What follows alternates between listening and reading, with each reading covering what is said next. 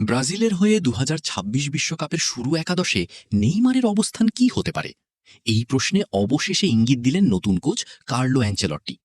বিশ্বকাপ স্কোয়াড ঘোষণার পর আঞ্চেলত্তি জানান, আমরা পুরো বছর জুড়ে নেইমারকে মূল্যায়ন করেছি, তবে আমি নিশ্চিত করে বলছি না যে সে স্টার্টার হবে। অর্থাৎ দলে থাকলেও শুরুর একাদশে জায়গা নিশ্চিত নয়।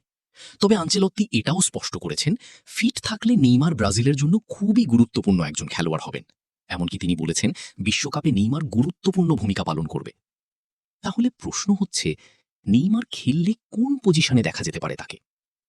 ফুটবল বিশ্লেষকদের মতে এবং ব্রাজিলের বর্তমান স্কোয়াড দেখে ধারণা করা হচ্ছে, নেইমারকে আর ক্লাসিক উইঙ্গার হিসেবে নয়, বরং অ্যাটাকিং মিডফিল্ডার বা নাম্বার 10 রোলে ব্যবহার করতে পারেন আঞ্চেলত্তি।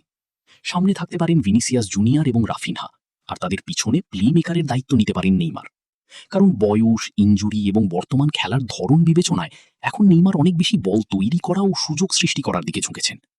তবে সবকিছু নির্ভর করছে একটাই বিষয়ের উপর, ফিটনেস। কারণ সাম্প্রতিক সময়ে ইনজুরির কারণে নেইমারের ক্যারিয়ার বারবার থেমে গেছে। আর সেই কারণেই আঞ্চেলত্তি এখনও স্টার্টিং একাদশ নিয়ে চূড়ান্ত ঘোষণা দেননি। এখন দেখার বিষয়, বিশ্বকাপে ব্রাজিলের ষষ্ঠ তারকা জয়ের মিশনে নেইমার কি আবারও হবেন দলের প্রধান সৃষ্টিশীল শক্তি?